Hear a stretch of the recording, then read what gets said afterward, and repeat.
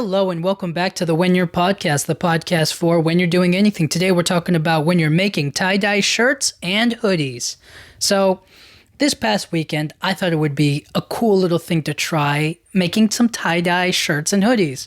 And I thought it was going to be like just a simple process, like, oh, you just gotta, got you. You just put the colors on there, you're right, you get the little liquid dye, you spray it on there, and that's the end of it, And I guess it could be that, but it's actually, if you want to do it right, if you want to do it a good way, if you want it to really last you, it's so much more intricate. I thought it was going to be like a quick little arts and crafts project, and I thought it was going to be like super just like in a snap, but it actually goes a lot deeper. You need to figure out how you want to style your clothes, the different designs and whatnot, the kind of colors you can make, and or you can buy the actual dye and powder, and would you use the powder, or any number of things that you need to like really make it your own, or to make it possible to tie-dye or to make it colorful. So for the hoodies and shirts, I just went basic. I was just like, let's just use white.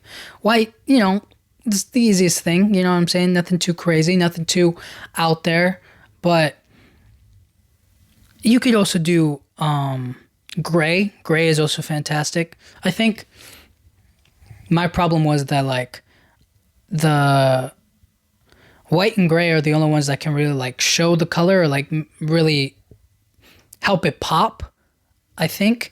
And not that the black couldn't, like a black hoodie couldn't. It's just kind of like,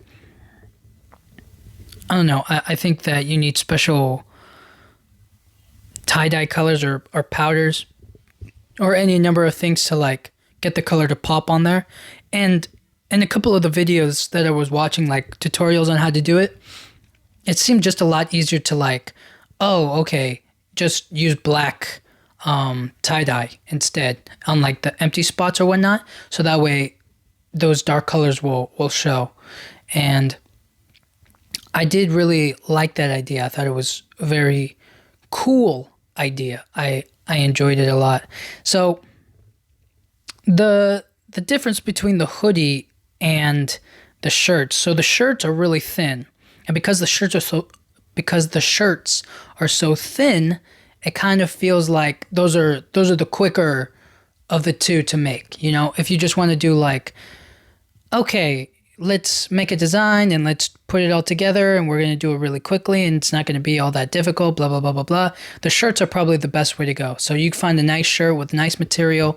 It could be a white shirt. It could be a gray shirt. I mean, you could do any number of colors, right? You could do like a yellow shirt and then you can add like blue tie-dye to it and like kind of make it green, or you could put red on there and make it orange, or you could do purple to kind of like the mix of the colors, like, you know what I'm saying? So you could do any number of colors, different colors, but I mean for the shirts, but like, I don't know, if you want to do like what's it called? If you want to do like a multicolored or like a rainbow tie-dye or whatever, then you kind of like need white or you kind of need gray, so that way you can see the colors pop out on there. So the shirts are a lot thinner, depending on, I guess, the material or what you use. But the shirts are so much thinner that the dye kind of like sinks into it a lot better. Whereas the hoodies, they were a lot thicker. So I feel like I needed more dye on it, or what's it called? I needed to put it, there was so much more area to cover, there were so many more creases or folds in the clothing that you have to really get up in there, which I did, but like just to be safe, So yeah, the shirts were thin, the hoodies were thick, and because the hoodies were so much thicker, it took a lot more, I feel, than it was for the hoodies. I mean, for the shirts. For the shirts, as soon as you put one drop on there, you're like, oh man, like I put so much. Whereas on the hoodies, I feel like on the hoodies, it definitely felt a lot more like I definitely need a lot more color, more tie-dye for it. So that was kind of my general idea, is just like get shirts, get hoodies, and then color and tie-dye them. But there's a lot more to it. So the different styles were very amazing, and each style is so unique and different. It requires like different processes to make it happen. And because of that, I was just, not that I was lazy, I was definitely up for anything, but I feel like because it was my first time trying it, I felt like, okay, let's just stick with the basics. So the top two were like the spiral. So you just kind of like give it a twist. You know what I'm saying? You give it a simple twist, and then you put the rubber bands on it to hold it in place, and then you add your tie-dye however you want to do it. So for me, I did the spiral on one of them, and then on another one, you can like scrunch it up. So there's like a crumple, like you just scrunch it up essentially. Instead of like spinning it in a spiral, you just put your hands on there, and then you just scrunch, and then you scrunch the sleeves, and then you scrunch the hood, and then you rubber band it, and then you put the tie-dye there. And I did that for one of my shirts. I just feel like that one, I wanted to get the best of both worlds. So I felt for the shirt, it would be a lot better for the scrunch, and for the hoodie, I wanted to try the spiral because I thought that would be a lot cooler. And they're both cool. They both came out great, but it's just that like those are the styles. Those are the ways you could do it. And then in those styles, there's like multiple ways you can do it. So you can do a spiral in the middle, and then the spiral in the sleeves. Like you can do it multiple spirals. It doesn't have to be all one big circle. That's how I did it. I just spiraled it, the hoodie, until it couldn't spiral anymore, and then rubber band it, and then do your thing. But you could spiral it in a bunch of different spots. You could spiral it on the sleeve or at the bottom half. You know, so there are any number of ways you could do it. I just felt like simple was best, you know, especially my first time trying it. And I liked it a lot. And then the scrunching process, well, the scrunching was a lot easier because I feel like, well, one, because it was my t-shirt, the white t-shirt I use, and two, because it was just like the process was a lot smoother than when I did it with the hoodie, because the hoodie was so much thicker. It was hard to like twist it into the spiral like I wanted it to. And other than that, everything was pretty much smooth sailing. It just took time to get the designs where I wanted it to be. So with the scrunched up one, it kind of folded up like origami. Like if you just like keep on folding a piece of paper into like a fan or whatever, you know what I'm talking about? Like you just like fold like that. I kind of scrunched it up into that way, and then kind of did like a up and down, so that way it would look like stripes, tie-dye stripes. I did that one, and it was really nice. I think it came out really well. I like it a lot. But there's also other styles. So there's like a zigzag one you could try. Like, there's also the zigzag one was one that I thought about, but I was kind of like, no, I don't know how it'll work or how it'll come out, or like simple was best. And then we can get to then I can, you know, go into more advanced techniques or styles or ways to like do things. But one of them that caught my eye was this technique called the peacock. So it's like when the peacock spreads its feathers and you can see all the different colors on it. There was like a way you could do that on the t-shirt or like on a hoodie or whatever.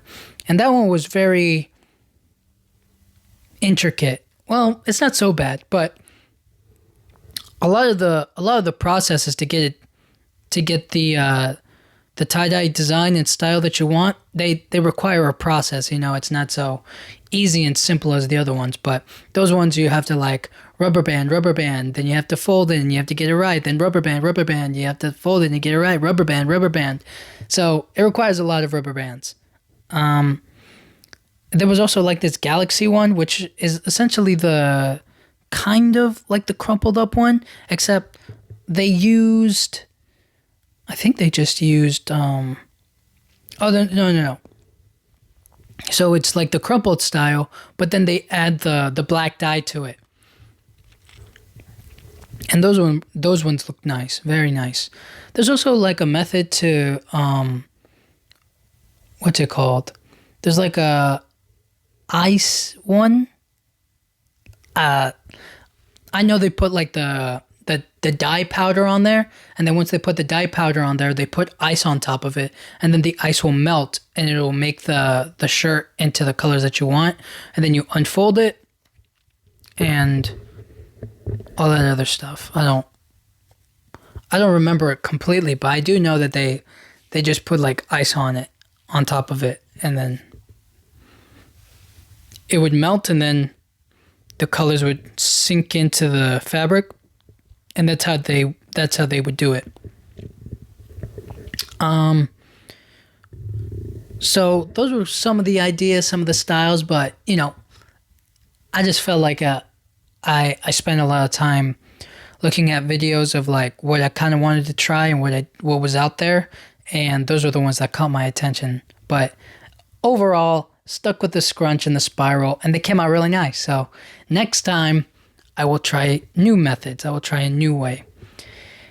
Now, the tricky thing about this whole thing is the colors. Getting the colors exactly where you want them to be. They're never going to be exactly perfect, but you don't have to go for perfection. You're just going for kind of abstract, or like just putting the color in there, is a big deal.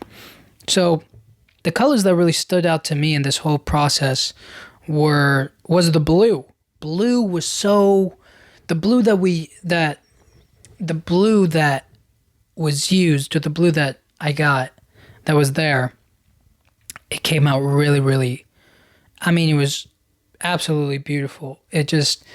As soon as I saw it being used or like poured onto the shirt, I was like, oh my gosh, that is... on the hoodie, as soon as I put it onto the hoodie, I was like, yeah, I'm going to need a lot of that. It was so awesome. I really enjoyed it a lot. And I think that part of the reason why I liked it so much was because it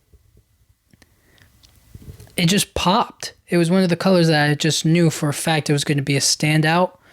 And I was right. I was definitely right. And then the other color that I really liked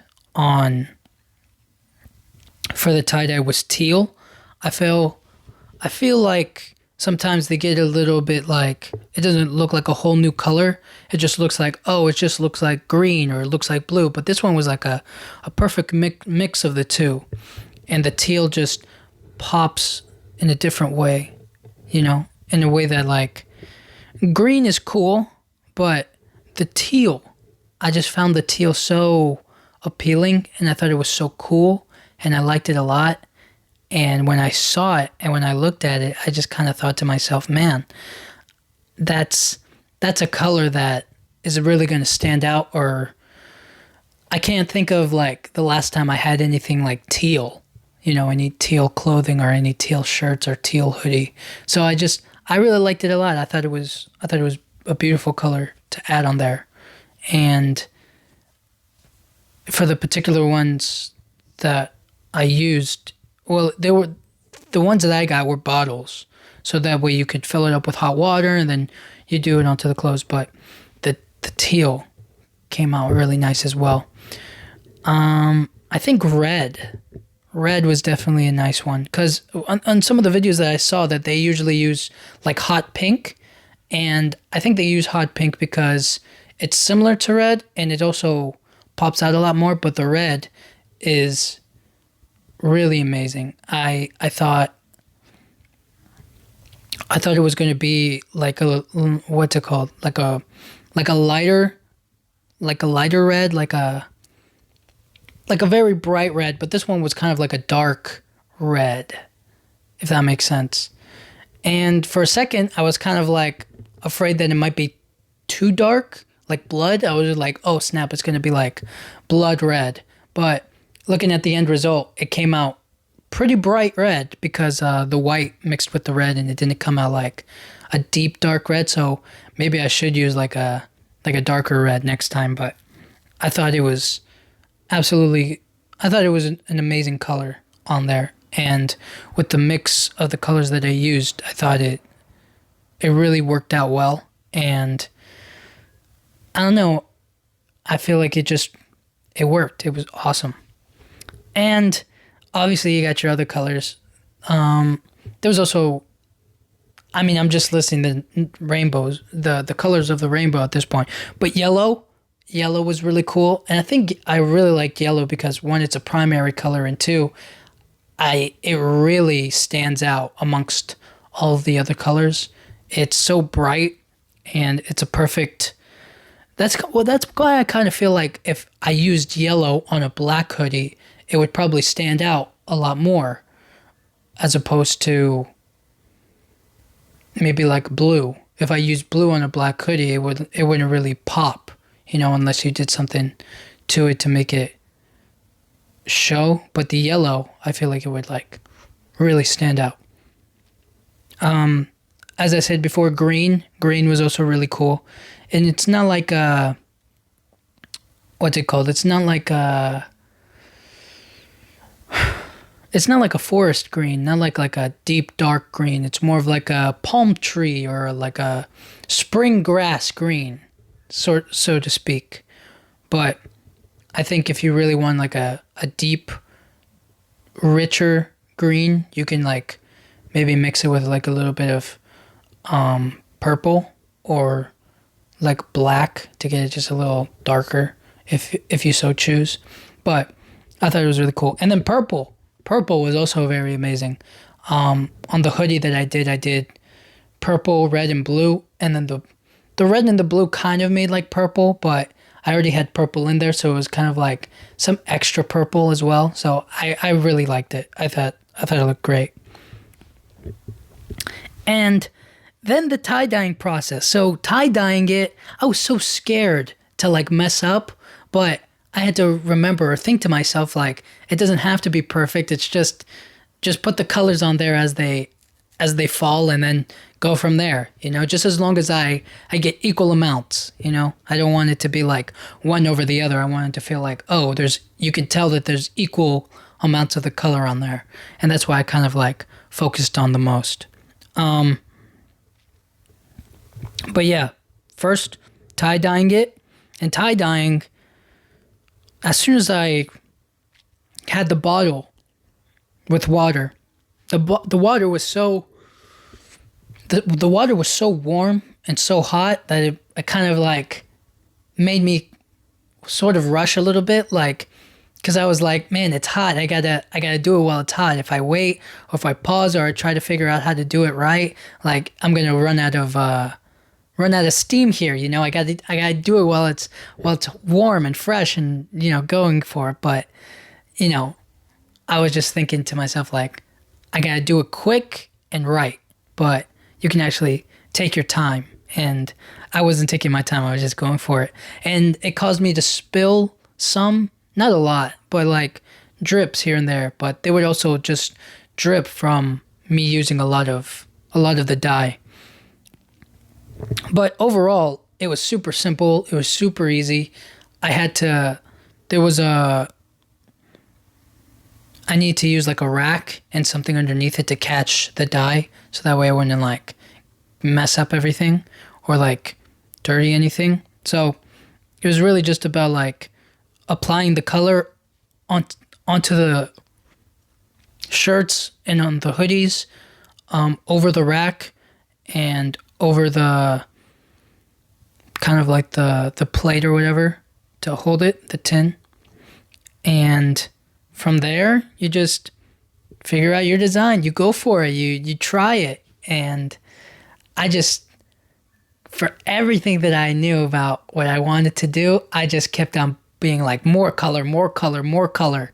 Just, if you feel like you put too much on there, you haven't. You got to keep on going and do like a second coat or do another thing or that other thing or another.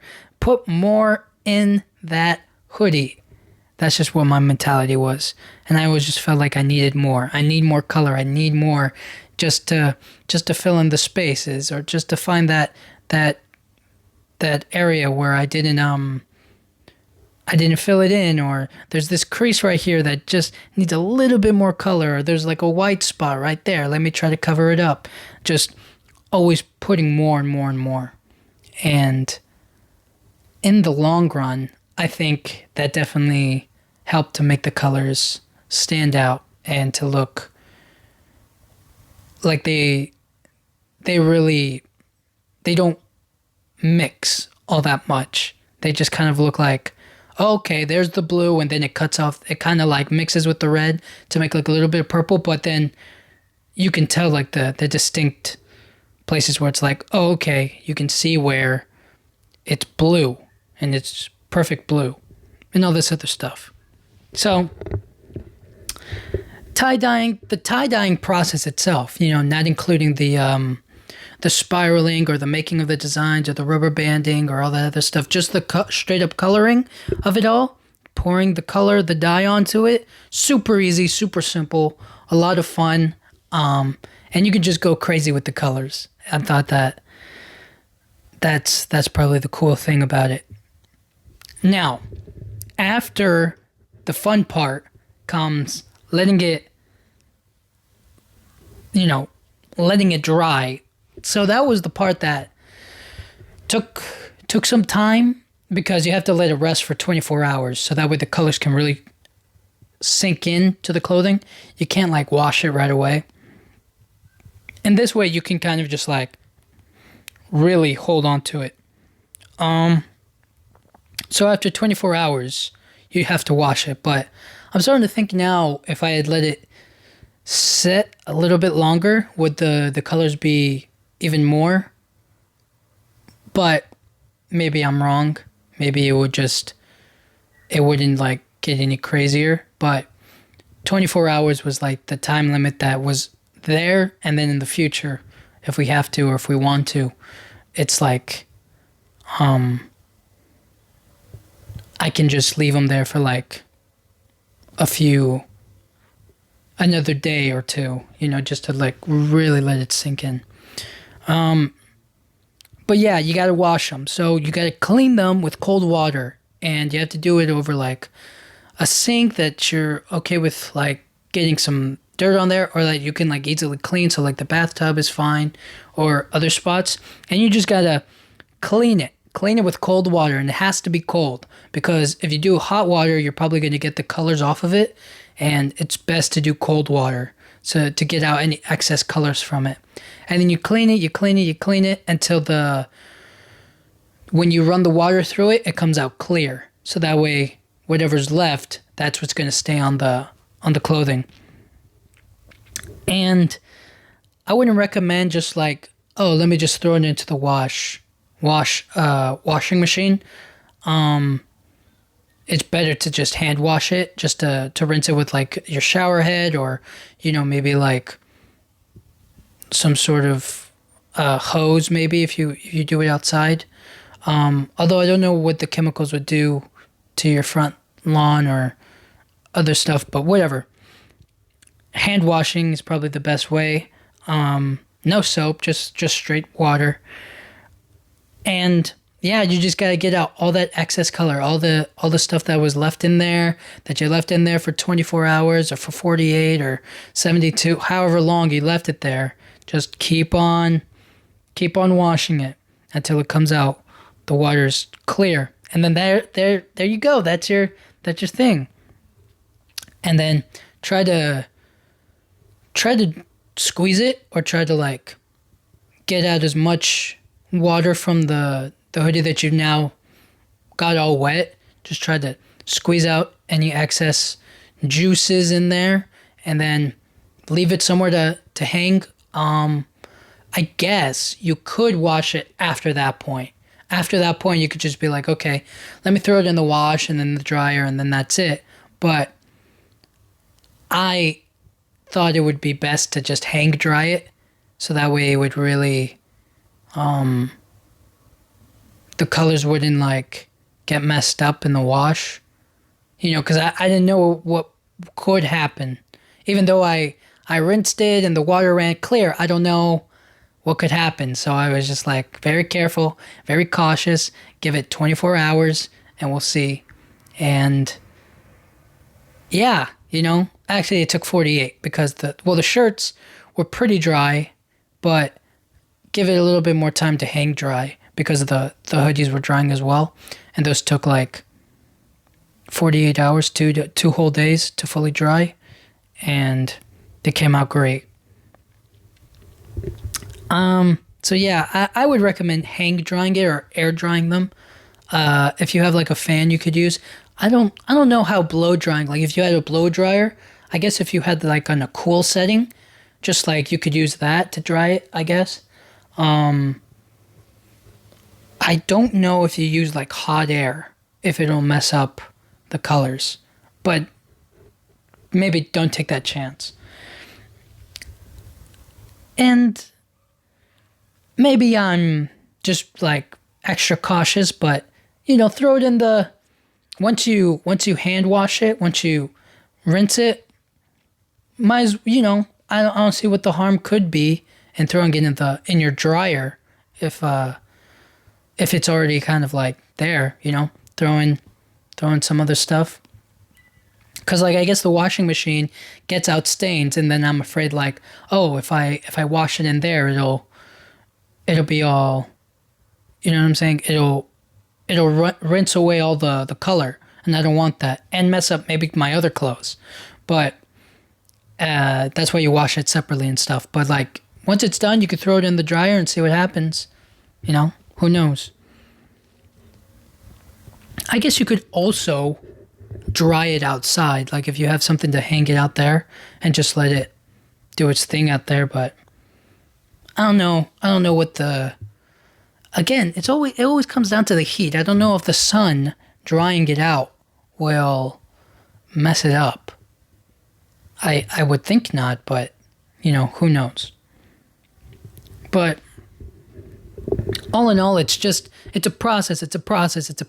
You have to keep on.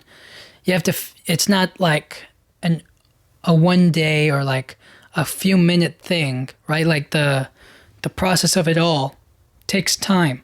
So if you're like, oh yeah, I'm just going to make this tie-dye thing right now and then that's it. It's like, no, you gotta put time and investment and wait, if this is like a week process, a few days, because then you got to get the stuff to do it, right? Like you need soda ash for tie-dyeing. You need to get your tie-dye colors, the actual dye and stuff. You need to get the clothes, and then you have to figure out, okay, what kind of design do I want? How am I going to style it? And then once you do all that, then you can add the dye. Then you have to let it set for 24 hours. And then after you set it, you have to wash it. And then once you wash it, you have to dry it. And drying could take time. But I guess if you just want like a quick like maybe 2-3 day thing, you could just set it. And then you could dye it, set it, and then do, what's it called? What am I thinking of? And then throw it into the washer and dryer. And then that'll be like the quick way to do it. But if you did it like I did it, you could just hang dry them and leave it for another 48 hours just to be safe. And then see what happens after that. But yeah, it's all one big process. It's not like a quick little art thing. I thought it was going to take like an hour to do it, but it actually takes a lot more. But if you're not doing so many, like if you're only doing one thing, like if you're doing like one shirt, like just to try it, then yeah, it'll probably take like 2 days, one day to let it set and then the other day to let it dry. And then you got your new clothes, But if you're doing it for like a big group gathering, or like you need a lot of people to do it with, or like maybe you and your friends want to try it, like it's going to take some time. It's not going to be like one day and then that's it. It's going to be like 2-3 days or more. So overall, when you're making tie-dye shirts and hoodies, plan accordingly, have fun, be creative. Definitely be creative. Do something different, do zigzags, do spiral, do do scrunched up, do galaxy, do any multiple colors on there, whatever speaks to you, you know what I'm saying? Just make it your own, make it fun, and make it colorful, because it just needs to really stand out, you know? Like, I'm sure there's some tie-dye you could do, like just plain black and white tie-dye, but like, is that really what it's all about? You gotta add some oomph to it, you know? You gotta make it colorful, you gotta make it different, you gotta make it your own, you. And that's how I feel with my new tie-dye shirt and hoodie. It just feels like they're uniquely mine because I made it. It's my design, you know? And everybody's different. So, long story short, have fun with it and plan accordingly. Don't think it's going to be like 2 minutes and then that's it. It's going to take a lot more time. So, knowing that, have fun, and I hope you guys enjoy your new looks and all that other stuff. So, thank you guys so much for listening. I'll talk to you guys all next time. Thank you.